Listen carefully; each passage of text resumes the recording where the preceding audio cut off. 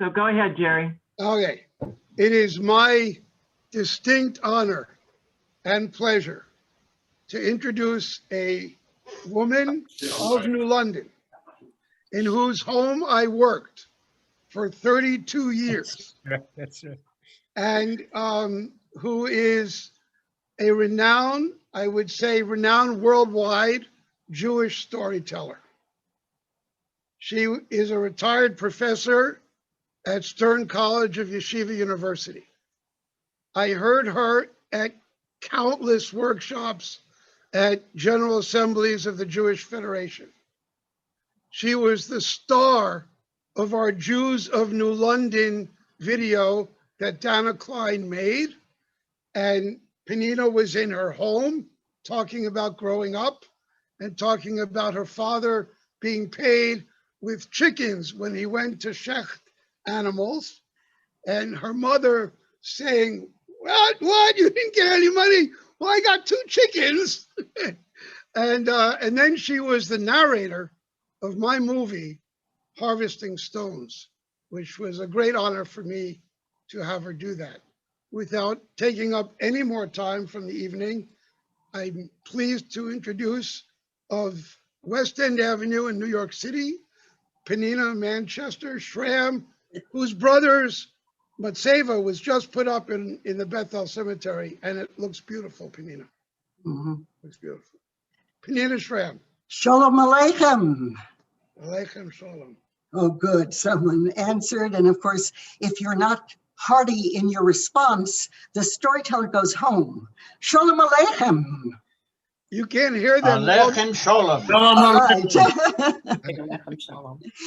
Wonderful. Shalom. It is wonderful to be back in my hometown of New London. I feel like I've arrived in on a magical carpet called Zoom, but it's wonderful. And thank you, Jerry, so much for this beautiful invitation.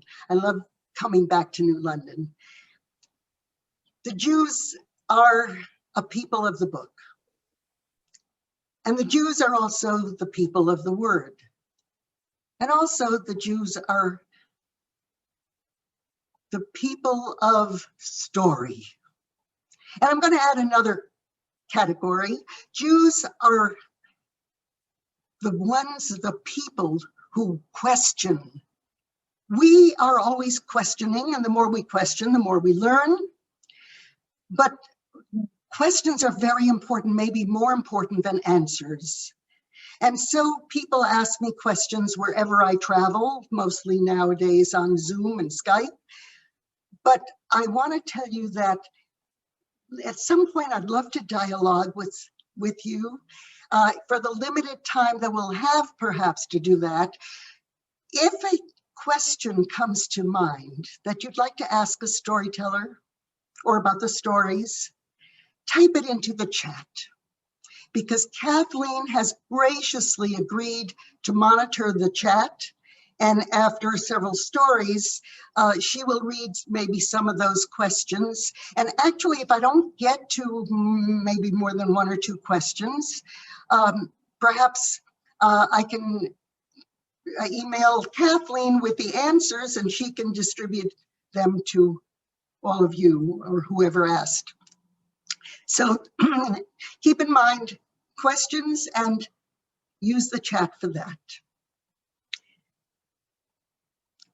One of the questions people ask me is, how do I choose the stories I tell?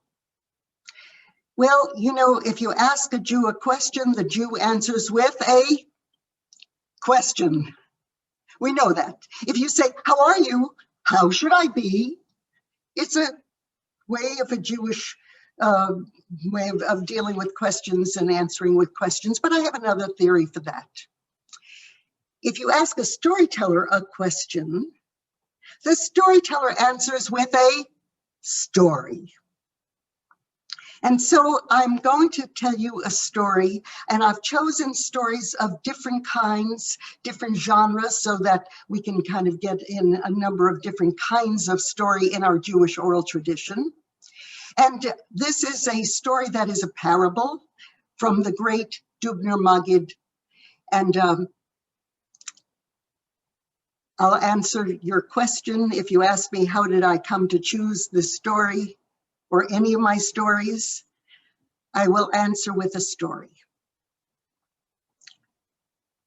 The Maggid of Dubno was walking with a student when the student looked at him and said, "Tell me, Rebbe, tell me, my teacher, how is it you always have the perfect story to fit the subject that's being discussed?" And the Dubner Maggid looked at his student and said, "I'll answer that question with a story." A long time ago, a nobleman sent his young son to the military academy to learn how to shoot. After 5 years, the lieutenant was riding home on his horse. His chest was covered with medals, a diploma in his pocket, when he walked through a small little village, and there he noticed on the side of a barn 100 circles drawn in chalk, and in each of those circles, right in the middle of those circles, there was a bullet hole. The lieutenant called out, "Who is this remarkable marksman who could shoot 100 perfect bullseyes? I must meet him." Just a little child walked across the road, looked up at the lieutenant and said, "He's Narale, he's the town fool." "I don't care what he is," said the lieutenant. "Anybody who could shoot 100 perfect bullseyes must have had every gold medal in the world. I can't even do that. I must meet him." No, you don't understand," said the little boy. "Narale doesn't draw the circle first and then shoot. First he shoots, and then he draws the circle." And that's how it is with me and with all storytellers. And so the Dubner Maggid said to the student, "It's not that I have the perfect story for the discussion. First, I read a lot of stories. I listen to a lot of stories. I keep those stories in my head. And then when I find a story I love to tell and share with everyone, well, then I introduce a subject for which I have that perfect story." And so it is with me. And stories answer questions, and stories ask questions. In fact, now in these years of digital social media, and now we're more dependent on technology than ever in this suspended time of tension and dread, this is when we need more of the human voice. There is no substitute for the human voice telling a story, in spite of the fact that computers and all kinds of Zoom and YouTubes and emails and television. Oh yes, there is plenty of stories out there. But there's nothing like a human telling another person a story, looking at the eyes and listening to the voice. And what are the questions that stories ask? Who am I?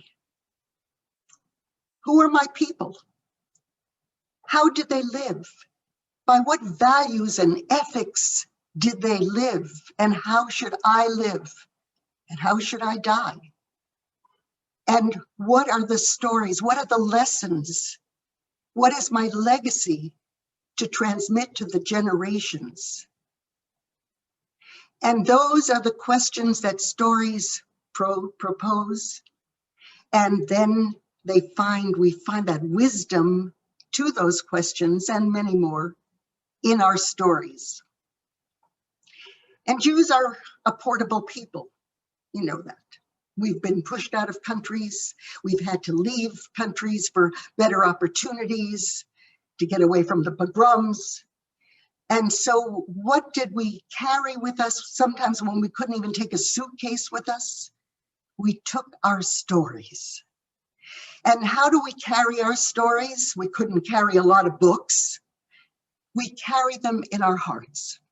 And the heart is the combination of the emotion and the intellect together in Judaism. So our stories are our Jewish oral tradition.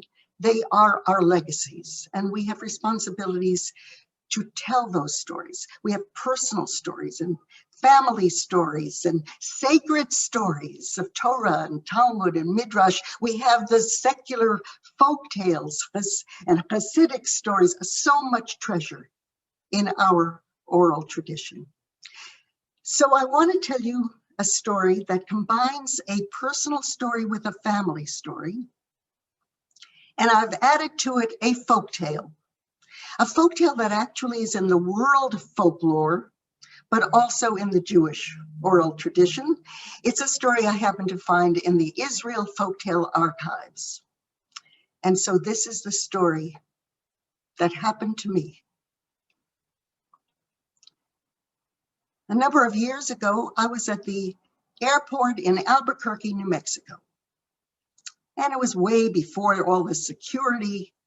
So I had extra time before the boarding took place. And so I went into one of the little shops, looked around, read the headlines on different newspapers. And suddenly I heard a voice of a man at the cashiers and asking, "Do you have any string?" And the young woman at the cashier's desk said, "String?" As if she'd never heard of string. And meanwhile, I said to myself, "Peninnah, stay out of this." And I turned to the man, I said, "How much string do you need?" He said, "About 3 times this much." I said, "Wait." And I always carry a canvas bag stuffed with all kinds of things, and I rumbled through it. And sure enough, I came up with a packet of string. Not new string. String that was used, old string with kniplach knots. And I gave it to the man. He thanked me. We exchanged a few words, and then I went off to board my plane. And as I was standing in line, I looked at the wall, and there I saw that gentleman, and next to him was a box, and around the box was wrapped my string. And I said to myself, "Oh, my mother was right. Don't throw anything out. It will come in handy. Das wird kommen zunutzt." Now, my mother never threw anything out. And I'm sure that some of you do remember my mother, and some remembered my father. And I'm sure all of you have been in my house. As Jerry Fisher told you, he worked there for how many, 30-something years? 28 Channing Street. That's where we lived. We moved there, I think, 1940. Well, you know, there you go up some stone steps, then you go up a slope, and you go up then on wooden steps onto the porch. And there you are faced by a double oak door, but only one of the doors was ever opened, and it was wide enough for Elijah the prophet to walk through. And then you enter a small little hallway, 2 steps maybe, to go into the large room that was our dining room. It was the everything room. You had to go through that room to any other room in the house, including the stairs to go upstairs or to the attic. And there in the middle of that large table, in that large room, was an enormous table. I think it was wooden. I never saw the wood of the table, because on that table, which dominated that room, was covered with tablecloths. My mother put not just 1, not just 2, maybe 3, maybe 4 tablecloths. And in between each of the tablecloths, she would put bills and letters and statements and receipts and photographs and letters, and also Yiddish articles from the Yiddish newspaper, usually with advice for me, for a young woman. I think my mama invented the first soft sculpture filing cabinet. You could go on an archaeological dig in my mama's table. But as soon as somebody came in, a guest, Within seconds was a glass of tea on the table, a little glass bowl with homemade cherry jelly for the tea and some sugar cubes. And I always wondered how that glass of tea didn't fall over and spill, because that table was rather bumpy. But my mama never threw anything out. And whenever I asked her for something that I was sure she never knew about or heard of, she had it. And my father, he didn't throw out any of the old songs, the Yiddish songs, the Hebrew songs, of course, the liturgy, the Chazanut, and his book of compositions. He always had stories to tell me, usually from Torah or from Midrash, some from Talmud. And those stories I wanted to hear. I did not want to hear my mama's stories because they were didactic. They were always teaching me a lesson of how to behave and to warn me. Oh, these were stories that warned me not to carry certain things, not to take a drink from a stranger. I didn't want to hear my mama's stories. I'd say, Mama, I've heard those stories. If I lost my temper, she had a story that she told me, I don't know how many times. And I'd say, Mama, I don't want to hear that story again. I've heard it 100 times. You know what my mama would answer? You'll hear it 101 times, my child. And 101 is a Talmudic number, rather. But I loved my father's stories. But that reminds me of a story that takes place in Baghdad. A man by the name of Abu Qasim lived there. Things went well with him until one day he inherited a great amount of money. What did he do? He built a beautiful house, a mansion with a garden. He bought new suits, new clothes, new coat, new hat. But he kept wearing his comfortable, a little bit worn out sandals. You know, when you have a comfortable pair of shoes, it's not so easy to get rid of them. And as he would walk up and down the streets and meet his friends, they would say, Abu Qasim, you look very handsome in your new clothes, but your shoes are a little shabby. You should get some new shoes. You can afford them now. Finally, Abu Qasim went and bought a new pair of shoes. They were very shiny and not so comfortable. But now there was a dilemma. What to do with those sandals?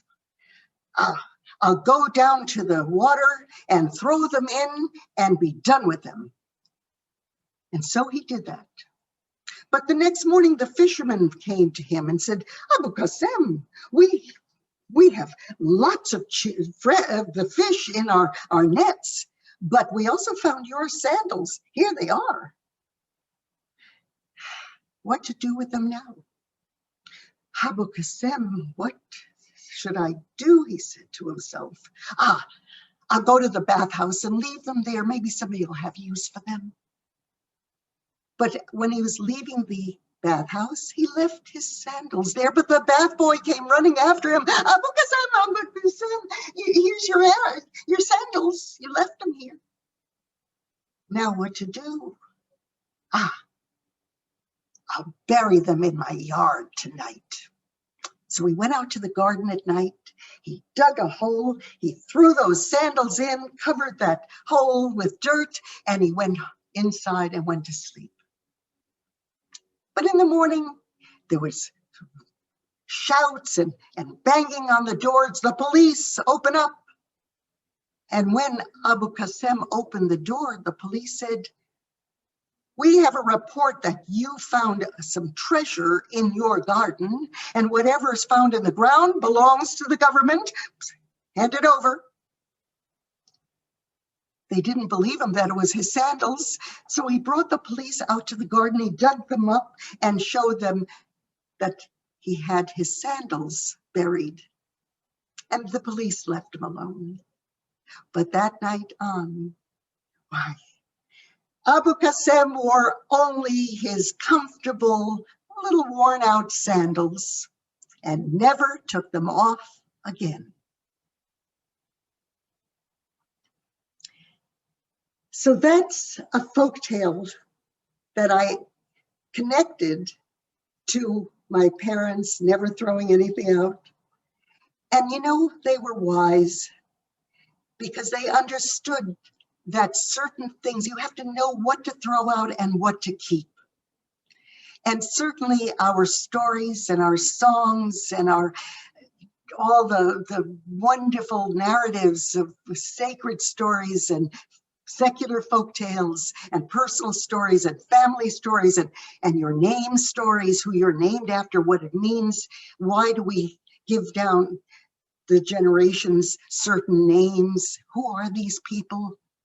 Peninnah being a biblical name. Oh, I had to dig into the Midrashim to really understand how I needed to own that name. And I became proud to have that name finally, because if we just read about Peninnah in the Haftarah on the first day of Rosh Hashanah, she gets a bad rap. And you wonder, why would this be the name my parents gave me? But I don't have time to tell you that story. Maybe next time. So this is a story that I combine personal story of the airport with the string. And by the way, you know, there is a string theory in physics. Some of you know that, right? You know the string theory that the world is made up of string? It's all my mama's string. Anyway, so I started with a parable, then with the personal family and folk tale combined. And now I want to tell you a Baba Maisa. Remember, if you have any questions along the way, type them into the chat. See.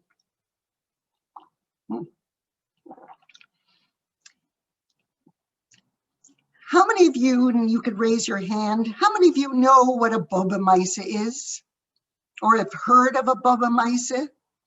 We call it a grandmother's tale. Well, I tell some Baba Maisas, but I also tell Maisas, Bunda Baba, stories from the grandmother, which are filled with wisdom, but so are the Baba Maisas. How did that name come to be? Well, in the medieval times, there was an Anglo-Saxon book called Sir Bava of Hampton. And sometimes it's called Sir Bevis of Hampton. And Sir Bava was a woman's man, a ladies' man. And he was like Sir Galahad, Sir Galahad from the Knights of the Court. But it was a romantic story. And it became very popular in the continent everywhere. Elijah Levita, a Jewish writer, was in Italy one year, and he heard the story of Sir Bava of Hampton. So what has happened all through the years is that when you hear a story that resonates inside of you, that is consistent with Judaism, you transform that story into a Jewish version. And you see it through Jewish eyes. And because we traveled everywhere, as I say, portable people that we are, we would hear other people's stories. They would hear our Jewish stories. And this is the fluid folklore process. One person borrows and adapts the story to the people, the culture that they belong to, and vice versa. So many of our stories are not originating in the Jewish sources, but rather a variation of somebody else's story that we adapted, we transformed. So Elijah Levita took this Sir Bava of Hampton story and made it into first a poetic and then a prose version as a Jewish variant. It became popular amongst Jewish women especially because it was like a soap opera, I guess. He was a ladies' man and very romantic. Now women would get together in the evenings to do needlework or to pluck goose feathers to fill the quilts and the pillows with those feathers, or some other needlework. And while they were doing this very monotonous work in a circle in somebody's home, maybe, they would hire a woman storyteller, a professional woman storyteller, to come and tell them this story of Sir Bava of Hampton. Soon it became known as a Bava book, a Bava book. And then it became known as the Bava Mice, the Bava story. And then soon it became known as the Bobe Mice. And therefore it became the grandmother, and it was a woman's kind of story. So I want to tell you an emissary, a true Bobe Mice that comes from Eastern Europe. And it was introduced to me first by Ruth Rubin, the wonderful Yiddish folk singer. She read me this story and I fell in love with it. Before I start the story though, and I wish we could unmute even or write it in the chat or just, I'll tell you some things.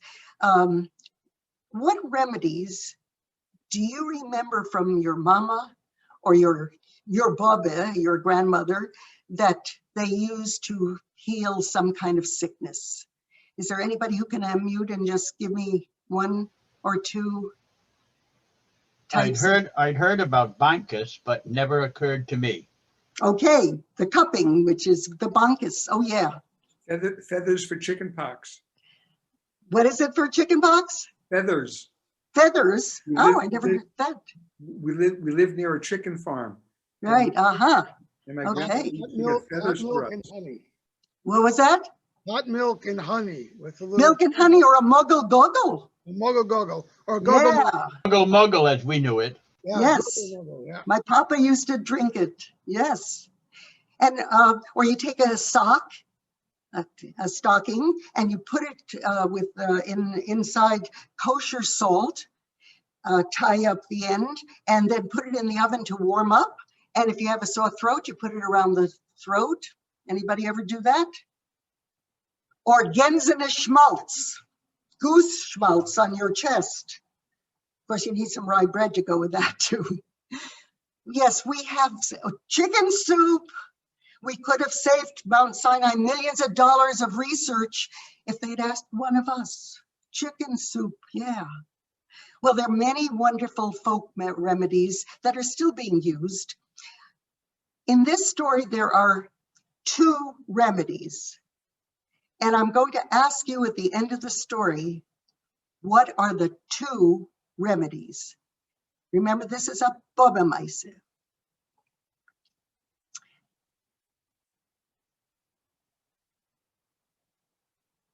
Once there was a cobbler, a shoemaker, and a doctor. And they lived in the same house at either end, and they were friends. And whenever the shoemaker had some time on his hands, why, he would go to visit his friend, the doctor. And when he gave out medications and potions, the cobbler didn't understand any of that. But when the doctor prescribed drink a spoonful of castor oil, how many of you remember castor oil? That the cobbler understood. One day the doctor died, and the cobbler began practicing in his place. But whatever ailment somebody came with, gazurged in the ear, if it broke a bone, sprained a back, whatever the ailment was, what did he prescribe? A spoonful of castor oil, and you know what? They were all cured. Now, the princess in another part of that kingdom, the beloved daughter of the king, became ill. A bubble grew in her throat, and she had difficulty breathing, and the bubble grew and grew, and the doctors came from all over the kingdom, and no one was able to find a remedy for the beloved princess. And every day she had more trouble with breathing, and the king didn't know what else to do until one day a little strange man came to the gates of the palace. Who was it? The cobbler. And the cobbler had heard about the princess, so he put on a new pair of shoes. He took a bottle of castor oil. He took a little cobbler's hammer, and he set out for the palace. And when the guards saw this strange little man with a long beard and the bottle of castor oil and the little hammer, they said, where's your medicines in your bag? What do you want? I can cure the princess. You can cure the princess? You just wasted some shoe leather. Go home. But the king saw from the window maybe a possible remedy. And so he called for that strange little man, that cobbler, and he said, what can you do for my daughter? I can cure her. You can cure her? Very well. I'll give you one chance, but if you fail, you will be hanged. I accept the challenge, Your Majesty. And so the king brought this strange little man where the princess was laying in the bed. Oh, it was such a pity to see all the bandages around her neck and her difficulty in breathing. But the cobbler knew what to do. He took the hammer, that little cobbler's hammer, and he tapped at the cap of the bottle, and the bottle broke, and the castor oil spilled out on the floor. The cobbler took one step with his shiny new leather shoes, and he slipped and he fell, and he began to spin around and around and around, and wiping up all the castor oil with his beard. And the princess, watching him, began to watch him spin around and around and around, and she began to laugh. And she laughed so hard and so strong that that bubble burst, and she was instantly healed. The king was delighted, beside himself, that now he sees his daughter, his beloved daughter, healthy and well again. And he turns to the cobbler and said, you have done what you promised. And so I give you my daughter for a wife and half the kingdom besides.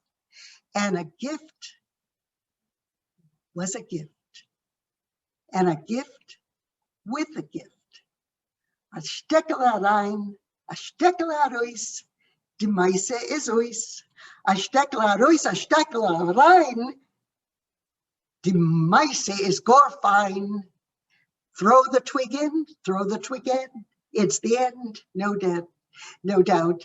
Throw the twig out, throw the twig in. It's all been sweet and fine.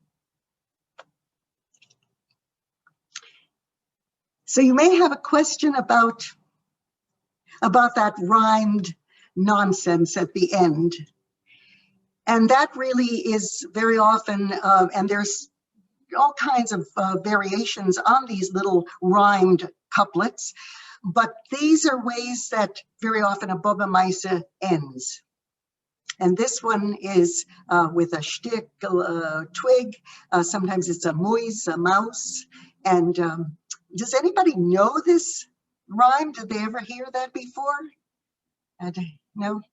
I mean, I only see a few people at a time, so I can't really know. So you can unmute and tell me. But yes, what? I've heard it from my father. Uh-huh. But Okay. you're the first one to give translation to it. He couldn't tell me what it meant or how it was used. Right, yes. His was a moise a rein, a moise a rice. A moise, yes, a mouse, yeah. Yeah. Same Thank thing. you. You're Thank you. welcome. Yes. Throw the twig in, throw the twig out. It's the end, no doubt. Throw the twig out, throw the twig in. How nice the story's been. Yeah. So there are two remedies. The first remedy is unmute. Tell me. Power Yeah. of suggestion. Castor oil, huh? Power of suggestion. I'm sorry, I'm not getting it. Power of suggestion. Power of its suggestion. Ah, interesting. Okay, so maybe there are three remedies. One is castor oil, one is the suggestion, and the third one is Laughter. laughter. Absolutely, absolutely. It is very healing, and in these days, we need to laugh a lot. There was an article, I remember it from many, many years ago in the medical journal, and I don't know how I happened to read it, by a Dr. Donald Black. You can look it up, but it's many years ago. And he says that a belly laugh is very healing because it resorts the intestines, resorts the kishkas. And when you have that kind of laughter, it is healing physically, psychologically, emotionally, mentally, every way. And so we have to make each other laugh a lot. There was a book written, Peninnah. Was it Yes. about laughter is the best medicine? Yes, and an anatomy of illness with Norman Cousins also. Yes, yes. Yeah. And the power of suggestion, you could call the placebo effect. Yes, why not? Sure.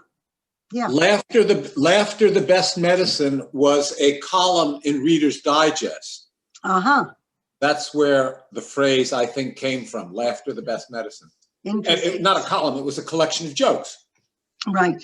And it's true. And Norman Cousins used to watch Marx Brother movies and laugh and be pain-free for several hours without medicine. So there is something to it. There's no question. And it kind of fools the brain or whatever into making you feel better than you might be, than you think you are.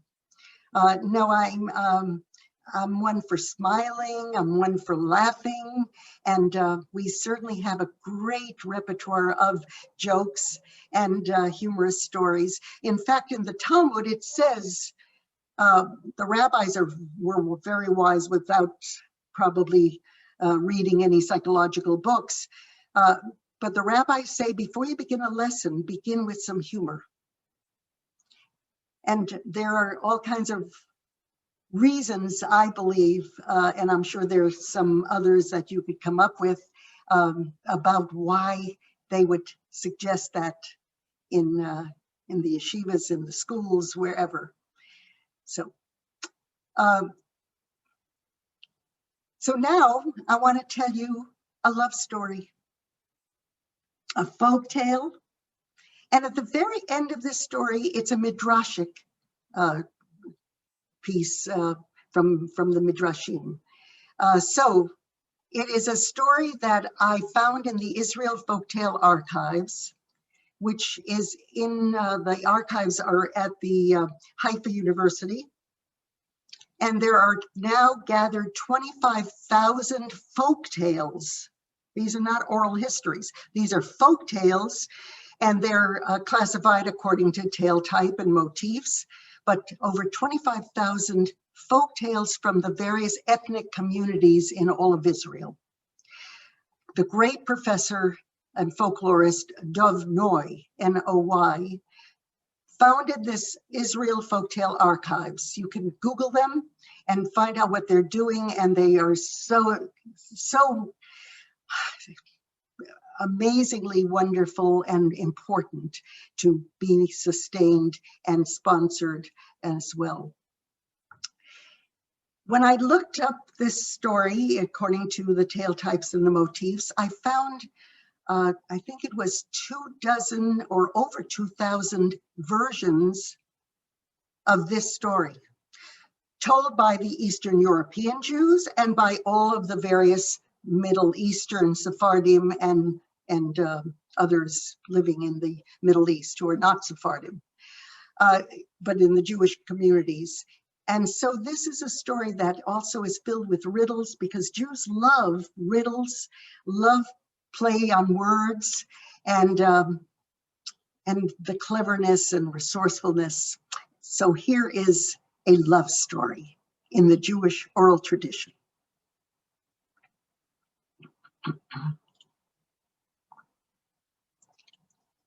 Once there were two friends, not the cobbler and the doctor, but a tailor and an innkeeper. And after a day's work, they would go to the coffee house and they would sit and drink their coffee and talk. And what did they talk about? About life. And soon each one argued that he understood more about life than his friend. And they began to debate and to argue and to almost hit each other. And they realized that this dispute had to be settled by the Chacham, the wise rabbi leader of that community. And so the two friends who were battling went to the home of the Chacham and told the Chacham about this dispute. The Chacham listened and said, I will ask you 3 questions. And come back with those answers, and whoever answers correctly is the one who understands more about life. The 3 questions. What is the quickest thing in the world? What is the fattest thing in the world? And what is the dearest thing in the world? The tailor went home and he thought and thought and thought, and he couldn't think of any answers. When the innkeeper returned home, his daughter took one look at his worried face and said, Father, what is wrong? And he told her about those 3 questions. Don't worry, Father. Answer this way. The quickest thing in the world is thought. The fattest thing in the world is the earth. And the dearest thing in the world is sleep. 3 days passed. The 2 friends came before the Chacham. The tailor couldn't give any answers. The innkeeper gave his answers, and the Chacham said, who gave you those answers? My daughter. Your daughter? She must be very wise and clever. Ask your daughter to come to me in 3 days' time, but she must come neither dressed nor undressed. She must come neither walking nor riding. She must come neither hungry nor fed. And she must come bringing me a gift that is not a gift. This time the innkeeper returned home even more puzzled and worried. And the daughter looked at him and said, Father, what is wrong? And he told her what she would have to do in 3 days' time. Don't worry, Father. Go to the marketplace, though, and buy from me a fisherman's net, a goat, a couple of pistachio nuts, and a pair of pigeons. Not understanding what she wanted with all of these items, but knowing his daughter was very wise, he went and bought everything she asked for. And 3 days passed, and she made her preparations. She got undressed and wrapped herself in the fisherman's net so that she was neither dressed nor undressed, sort of like today's fashions. She took a couple of pistachio nuts in one hand. She took the pair of pigeons in the other hand. She leaned against the goat, but hopped all the way to the home of the Chacham, so she was neither riding nor walking. And when the Chacham came out to greet the young woman, she ate those couple of pistachio nuts, so she was neither hungry nor fed. And when she reached out her hand to give him the gift of the pigeons, he was about to take them, but she released them and they flew away. And so she brought a gift that was not a gift. The Chacham took one look at that young woman and said, I like you. I want to marry you on one condition, that you never interfere in any of my judgments. Would you have accepted that condition women, is there anybody who would accept his condition? How many of you think she said no to him? And nod your head back and forth, no. Yeah. How many said yes, she accepted? It's hard to see, I can't see everyone, so I'll just assume that you probably mostly said you would not accept that condition, right? But she did. On one condition. This is woman's chachma, women's wisdom. The chachma of a woman is, well, brilliant. She said, I will accept your condition, not to interfere in your business judgments, on one condition, that if I should upset you where you would send me back to my father's home, that you permit me to take the most precious thing I see in your house before I leave. And the Chacham accepted her condition, and so they were married. Well, things went well with that couple for a few days. And one day the young wife was looking out the window and saw a man weeping bitterly, and she called out the window, "Sir, what makes you cry so strongly, so bitterly?" And the man said, "I own a barn with my partner. He keeps his horse there, and I keep my wagon there. Well, last night, that horse gave birth to a pony under the wagon, and he says that little horse, baby horse, is his and belongs to him." We began to argue, to fight, so we took the case to the Chacham, and the Chacham sided with my partner. It's not right, it's not just, it's not fair. "Do as I say," said the Chacham's wife. "Go get a fishing rod and pretend you're fishing in the well. My husband will walk by soon and ask, 'What are you doing?'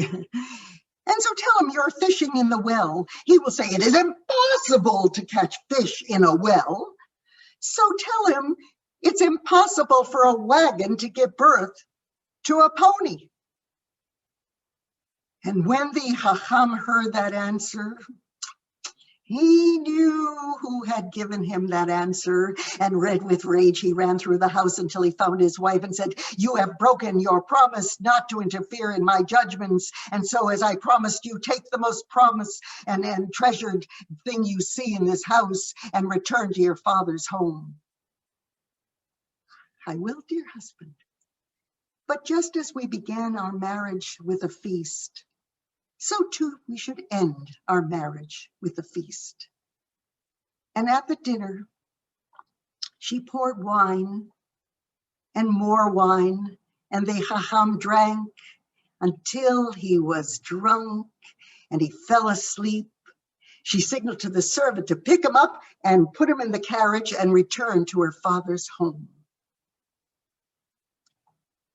In the morning, he woke up and he saw where he was. "What is the meaning of this? How did I get here?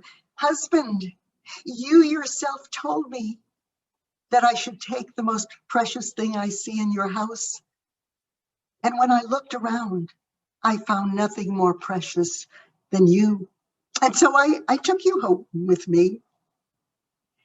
Well, that Chacham had a sense of humor, and he realized how much he loved his wife, how much she loved him. And so they were reconciled, and they lived in love and respect happily ever after.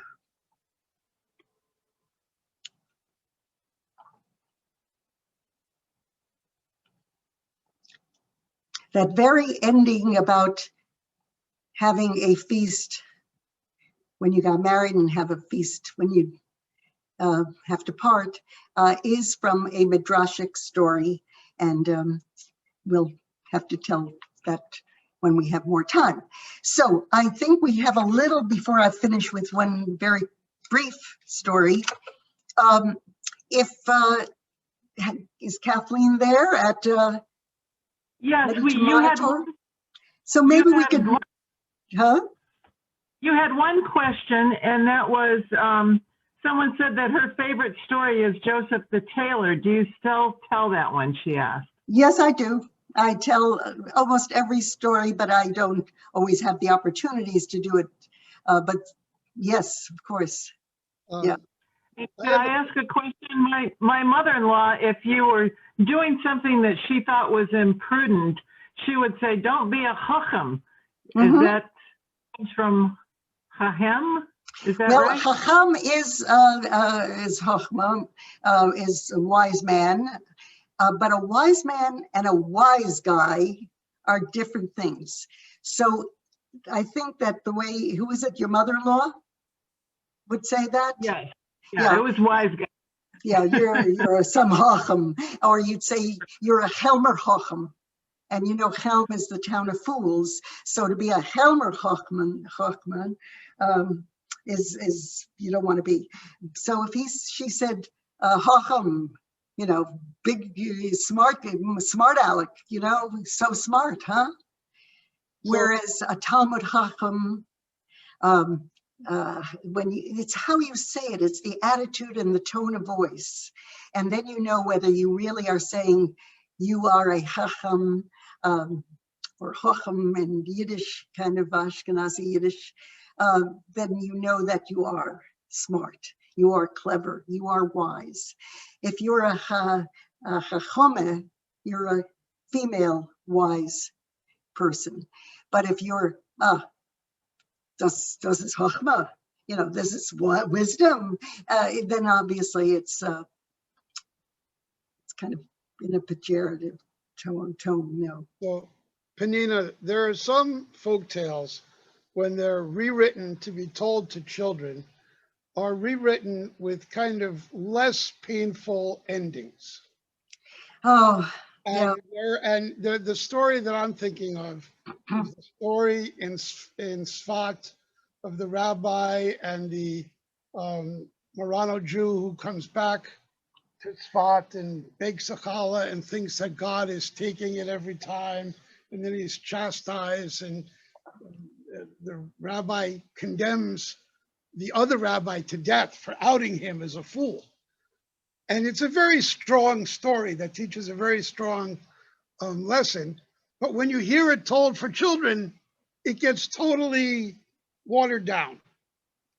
There are some stories that should not be told to children. Yeah. Because they don't understand it or they'll misinterpret it. Any story I tell to children, I tell to adults. Because I don't, except for maybe under 5-year-olds where you put more energy and whatever, you know, fun in the story, I tell it the same way to over 5-year-olds. But there are some stories I wouldn't tell a child because they aren't there yet to understand it. And it could possibly create some kind of memory that, you know, of something that happens that's disturbing. It's been debated also about making endings more palatable, more calm, you know. I don't believe in that. I mean, for children, maybe that's a different matter. But if the story has a strong ending that is disturbing, yes, we've got to do it. We've got to hear it. Because as I said earlier, when stories ask questions, how to live, how to die, by what values we should, you know, live and transmit to the next generations, we've got to know how to behave. Look at Torah. Torah is not a baby's stories. They're all dysfunctional families. Cain, you know, and Abel, right away, there's murder between the siblings. They don't live in a sweet, hey, brother, you know, let's go dancing together, you know, and pick up girls. What do they argue over that one should kill the other? Well, that's where Midrash comes in because there's all kinds of explanations. But I don't believe in watering down a story. However, remember, like the Grimm brothers, every 10 years they would put out new versions of those stories that they would collect from housemaid and nannies and people in the workers in the homes, and they would put in much more violence. Well, that was just absolutely not necessary. So if you have just for the love of, for the sake of having more violence or more graphic stuff, that I feel also is not valid. But before we have to leave, tell us a little bit about how you fell into stories and storytelling. Well, okay, and I wanted to end with one trickster tale, but I will, that's a short one now. So standing on one foot, I became a storyteller because I was blessed with parents who told me stories, and I listened to them. I didn't want to listen to my mothers, as I said earlier. They were always with a lesson, keep my, my anger, restrain my anger. And that's in Talmud also, to restrain it till morning. And still, I remembered the story that she always told me. And it came in handy. I didn't throw it out. I kept it in a stored memory. The heart is also the seat of memory as well as the seat of wisdom. So when my child, my beautiful daughter, who's my best friend now, was a challenging kid, would really get me, you know. And one time I wanted to just, and my mama sat on my shoulder and said in my ear, Gedenkje, you know, restrain your anger. And it came in handy. So my daughter tells it to her children now too. My father's stories I loved. Elijah the prophet was my earliest remembered story. I was 5 years old approximately at that time. I would ask for a particular Elijah story over and over and over. So I'll give you homework. Having been a professor for 45 years at Yeshiva University, we try to remember the earliest remembered story that you were told. Not the very first one, because much before 5 years old, you don't have memory, unless it's traumatic. But or stories that you love to read or hear over and over as a child or even now. Pay attention to the stories you love, the stories that you tell over and over, your family stories, your personal stories, the story that you love most in Torah, because these stories that we've heard throughout our years, especially in the early years, really influence us and have an impact on us and help us to shape ourselves into who we are. And so I loved hearing stories as a child. And then later on, I started telling the stories. I started telling jokes in college, actually. We'd gather in my dorm room and we would just have a joke session. And slowly began to realize how important, how beautiful, the most beautiful way to teach is through stories. Everything is narrative. So that's standing on one foot. So let me end by, I think I still have a couple of minutes. All right.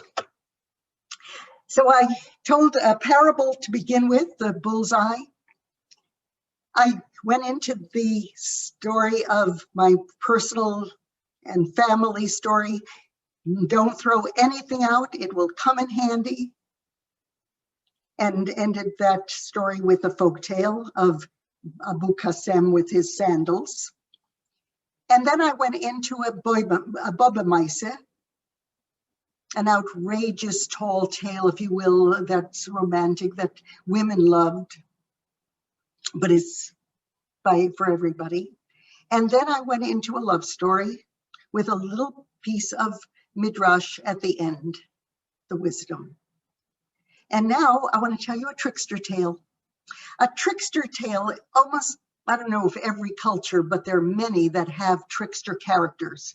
How many of you know about Anansi the spider from Africa? Or Till Eulenspiegel from Germany? Raven, Coyote, Nesriddin Hoja in Turkey, so many different characters. In Judaism, in our Jewish oral tradition, we have two tricksters. They're not tricksters that are mean to kind of, trip you so that you can break your leg. That's not the kind of trickster. It's a trickster who teaches a lesson when somebody doesn't offer hospitality or isn't generous. It's the didactic story of learning a lesson. And the tricksters in all these cultures, and I'll tell you about the two in Jewish oral tradition, they are always, they don't use violence to hit, or, because they're probably cowards. Their weapons are words. They are clever, they're mischievous, and they are resourceful. And you'll see this. We have Herschel of Ostropol, Herschel Ostropolia from Eastern Europe. Anybody hear of him? You can nod your head or no. And the Sephardim in the Middle East co-opted the Arabic trickster, Joha. And these tricksters are interchangeable in most of these stories. In fact, there are so many stories that a Moroccan Berber once told me when I was visiting in Morocco, and his grandfather used to tell him the Joha stories because it's the Arabic character, the trickster in the Arab world, but also in the Sephardic world. And out of about 10 stories that he told me, I knew 8 of them as Jewish stories as well. And when I told him, he said, oh, I know a version of that story. It's beautiful. It's that fluid folklore process that I mentioned earlier. So Herschel is the Eastern European Ashkenazi trickster, and Joha is the Sephardic trickster. I'll do the Eastern European trickster of Herschel, but it doesn't matter who. Herschel, like all tricksters, was poor. And when you're poor, you're also hungry. And when you're hungry and you don't have money, you are always looking for food that's free, or to eat in somebody's house, or to have somebody else pay for the food you may be eating in the cafe. And there are stories like that. Herschel was a big bear of a man with a big, shaggy beard. Nobody wanted to even get into a conversation with him because he would always ask for a few rubles or a favor to be invited. And his clothes were shabby and ragged and torn, and you could see the food he had maybe from a week ago, was all splattered around on his clothes. And he was always thinking of a way of how he could get a good meal. Well, it's Shabbos, it's Erev Shabbos, it's Friday. Tonight everybody will have a feast, a veritable feast. It's Erev Shabbos on Shabbos dinner. I'll eat well tonight. So Herschel went to the shul. He waited till everybody left with their guests and with their families, and then he began walking slowly, thinking, where could he get the best meal? And soon he began to smell these delicious aromas of roast chicken and carrot simas and potato kugel and chicken soup. Oh, and he looked up, and there he was in front of this mansion where a balabas that lived there was named Meyer. And he saw Meyer at the open door, welcoming in some guests. So he went up on the porch and he said, "Good Shabbos, Meyer." And Meyer said, "Good Shabbos, Herschel." "Oh, Herschel, you sauntered to come here, and all my guests have arrived, and I don't have a single empty seat. It wouldn't be nice for me to push you in amongst the balabotim there. Maybe next Shabbos. Good Shabbos, Herschel." And Meyer closed the door, and with Meyer inside the house and Herschel outside the house. Now, maybe you would go home. Maybe I would go. Not Herschel. He went to probably his only friend that he had in the town. and he borrowed from that friend a handsome suit of clothes, a silken vest, a satin top hat, a golden handled cane, and he returned to the house of Meyer. With the cane, he knocked on the door. Meyer opened the door.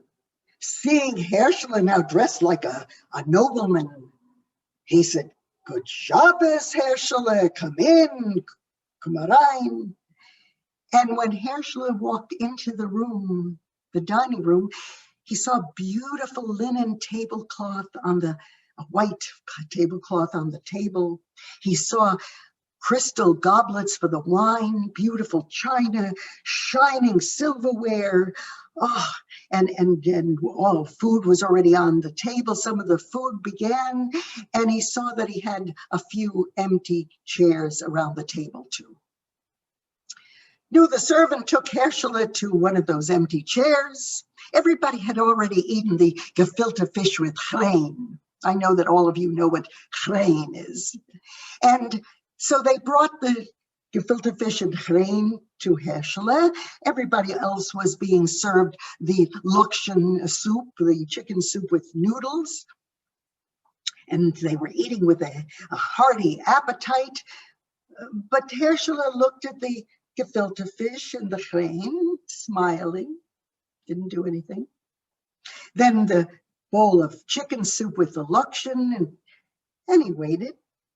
And then they brought out the roast chicken and the stuffed kishke and the carrot sivis and the noodle kugel and the potato kugel and pot roast and more vegetables and fruits, and all the food was covering the table and everybody was eating, and Herschel picked up the gefilte fish and stuffed it into his pocket and put in some Schram. Then he took the roast chicken and he put it into another pocket, put the simis in another pocket and the other food, kugels and everything, until the pockets in his coat pocket, his vest pocket, his pants pockets, even down the sleeves, were overflowing with food. I don't know if anybody's ever seen this. And then he picked up the soup with the Lokshen and poured it into the pockets. And when he took the wine and poured it all over himself, at that point, Meyer was up on his feet and said, "What are you, Meshuggah, Hasadeh? What are you doing? I thought when you came dressed like a gentleman, you would act like a gentleman, but an ignoramus remains with Hetty. Oh, what are you doing? What are you doing?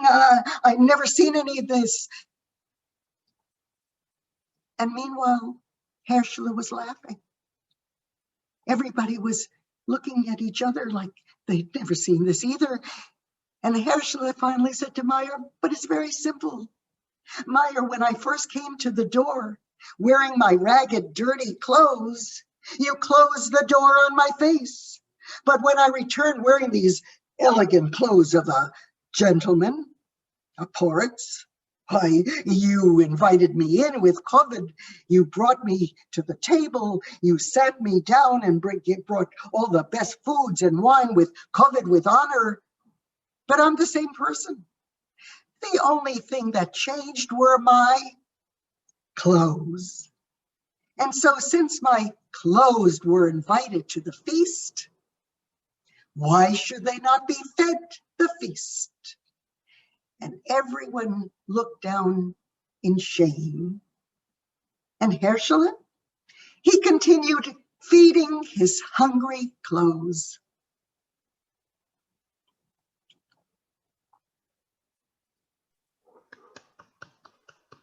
Thank you for being here. Thank you, Jerry, for inviting me. It's good to come back to New London. It's great to have you back. It's wonderful to have you back. And I hope you're back again soon.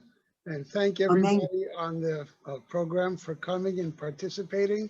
And tell everybody, the other members of our congregation, that the event has been recorded and they could hear Peninnah's storytelling just by clicking onto our website and finding the recording. Peninnah, it was a real pleasure to see you and to have you. And I hope we get to work together again sometime. Amen, be amen. I'd love that. And you know, I always love you.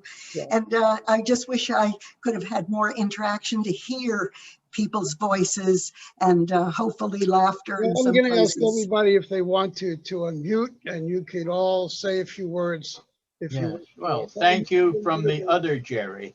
Oh, Jerry Schwell. Hi. Yes. How Peninnah, wonderful to see wonderful you. job, Wonderful Peninnah. to see you. Thank Thank you. you. Michael Schram, wonderful Oh, job. Michael, my goodness, Nice to yes. see you. Hi, Really Romana enjoyed it. Stockwitz. Thank you very much. Oh, Peninnah, thank you. this is Judy Rubin again. I knew Okay. your mother very well. And at that time, I think she had tenants living in the home. She rented out rooms. Yes, And, apartments in many houses. Yeah. Right.